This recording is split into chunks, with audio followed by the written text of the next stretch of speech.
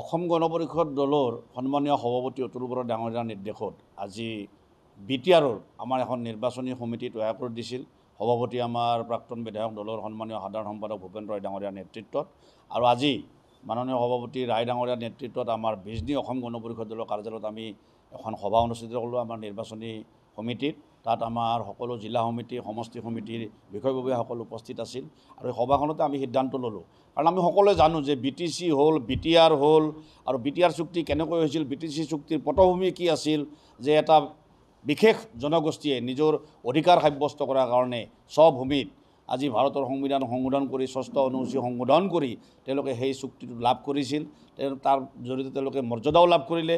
কিন্তু তাৰ লগতে যিখিনি মানুহ আৰু লাগি থাকিল, ধৰক আমাৰ অজনজাতি যিখিনি মানুহ থাকিল, আজি সেই মানুহখিনিয়ে হয়তো অনুভৱ কৰি আছে যে আমি বিভিন্ন ৰাজনৈতিক শক্তিৰ পৰা আমি বঞ্চিত হ'লোঁ, অধিকাৰৰ পৰা আমি বঞ্চিত হ'লোঁ। গতিকে এই ক্ষেত্ৰত আমি আঞ্চলিক দল হিচাপে অসম গণ পৰিষদ দলে আমি সিদ্ধান্ত লৈছোঁ যে এই মানুহখিনি যাতে বঞ্চিত নহয়, তেওঁলোকে মাটিৰ অধিকাৰৰ পৰা একেবাৰে মৌলিক অধিকাৰৰ পৰা যদি বঞ্চিত নহয়, ব্ৰিটিছে যাতে সম অধিকাৰ, সম মৰ্যাদা, সম উন্নয়নৰ চিন্তা চৰ্চাৰে আমাৰ যি লক্ষ্য আৰু উদ্দেশ্য আছিল যে পৃথক পৃথক মানে বড়োলেণ্ড 50-50 ডিভাইড আছাম, সেই সিদ্ধান্ত পৰিহাৰ কৰি আমাৰ বড়ো নেতৃত্বই অসমৰ ভূমিতে থাকি, ভাৰতবৰ্ষৰ ভূমিতে থাকি উন্নয়নৰ পথেৰে আগবাঢ়ি যাব। সেই সিদ্ধান্তকে আমি সন্মান জনাই অসম গণ পৰিষদ দলে ভৱিষ্যতৰ দিনত আমি সিদ্ধান্ত গ্ৰহণ কৰিছোঁ যে আমি আঞ্চলিক দৰ্শনেৰে, জাতীয়তাবাদী চিন্তা চৰ্চাৰে এই যিখিনি মানুহ আজি অধিকাৰৰ পৰা বঞ্চিত হোৱা বুলি অনুভৱ কৰিছে, এই মানুহখিনি অধিকাৰৰ কাৰণে আমি ভৱিষ্যতৰ দিনত আমি সেৱা আগবঢ়াই যাম, আমাৰ দলীয় কাম কাজ আমি আগবঢ়াই যাম, আৰু তাৰ অংশ বিশেষে এই আহি থকা BTR নিৰ্বাচনত আমি অংশগ্ৰহণ কৰিম অসম গণ পৰিষদ দলৰ ফালৰ পৰা। অৱশ্যে এটা কথা ঠিক,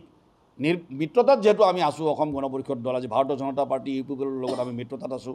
মিত্ৰতাত থাকি আমি MP নিৰ্বাচন খেলিছোঁ, আমি বিধায়কৰ নিৰ্বাচন খেলিছোঁ। আমি প্ৰথমতে অসম গণ পৰিষদ দলৰ তৰফৰ পৰা BTR-বাসী ৰাইজ তথা অসমবাসী ৰাইজক আগন্তুক ৰঙালী বিহুৰ শুভেচ্ছা জ্ঞাপন কৰিছোঁ।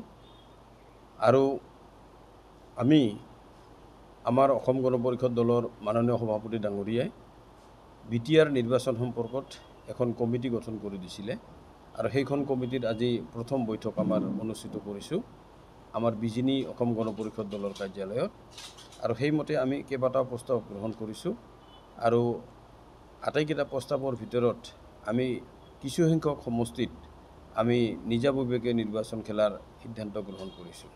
বিশেষ তাৎপৰ্যটো এইটোৱে যে অসম গণ পৰিষদ দলে আগন্তুক BTR নিৰ্বাচনত আমি অংশগ্ৰহণ কৰিম আৰু নিজাববীয়াকৈ অংশগ্ৰহণ কৰিম, আৰু অসম গণ পৰিষদ দলে নিজাববীয়াকৈ প্ৰাৰ্থী নিক্ষেপ কৰিব, আৰু সেইমতে আমি নিৰ্বাচন অংশগ্ৰহণ কৰিম।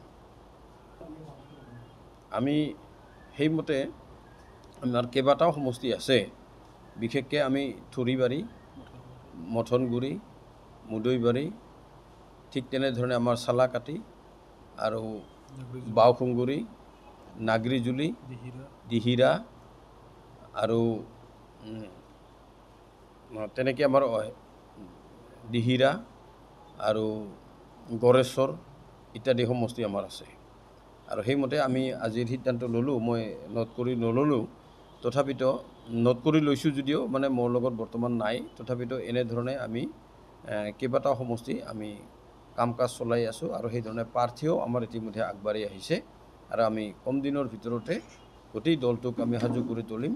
আৰু ইয়াৰ 15 দিন পিছত আমাৰ পৰৱৰ্তী সভা, আজি যিখিনি আমি দায়িত্ব বা প্ৰস্তাৱ আমি গ্ৰহণ কৰিলোঁ, প্ৰস্তাৱৰ যোগেদি যিখিনি দায়িত্ব আমি বিতৰণ কৰিলোঁ আমাৰ দলৰ নেতাসকললৈ, তেখেতসকলে ইয়াৰ প্ৰতিবেদন অহা 15 দিনৰ ভিতৰত দিব, আৰু পৰৱৰ্তী সভা আমাৰ গড়েশ্বৰত অনুষ্ঠিত হ'ব। গতিকে আগন্তুক দিনত BTR নিৰ্বাচনৰ কোনো আমাৰ এইটো ৰাস্তা খোলা আছে। যদি ভাৰতীয় জনতা পাৰ্টি আৰু UPPL আগবাঢ়ি আহে, আমি মিত্ৰতাত নিৰ্বাচন খেলিম, আৰু যদি মিত্ৰতা তেওঁলোকে কৰিবলৈ আগবাঢ়ি নাহে, আমি সাংগঠনিক কাম কাজ এনেকুৱা ধৰণে আগবাঢ়ি যাবলৈ আমি ইচ্ছা প্ৰকাশ কৰিছোঁ, বা আমাৰ তৎপৰতা আমি অৱলম্বন কৰিছোঁ। আমি নিজাববীয়াকৈ হ'লেও আমি নিৰ্বাচনত অৱতীৰ্ণ হ'বলৈ আমি আগবাঢ়ি যাম, আৰু সেইকাৰণে আজি এই সভাখন বিশেষভাৱে ইয়াত অনুষ্ঠিত কৰা হ'ল, বিভিন্ন সিদ্ধান্ত গ্ৰহণ কৰা হ'ল। মোটামুটিভাৱে আমি 10টা সমষ্টি ঠিক ঠাক কৰি লৈছোঁ। এই 10টা সমষ্টিত আমি ইলেকশ্যন আমি খেলিম, আমি মিত্ৰতাত থাকিলেও খেলিম, আৰু মিত্ৰতাত নাথাকিলেও নিৰ্বাচন খেলিম বুলি আজিৰ সভাই এটা সিদ্ধান্ত গ্ৰহণ কৰিছে।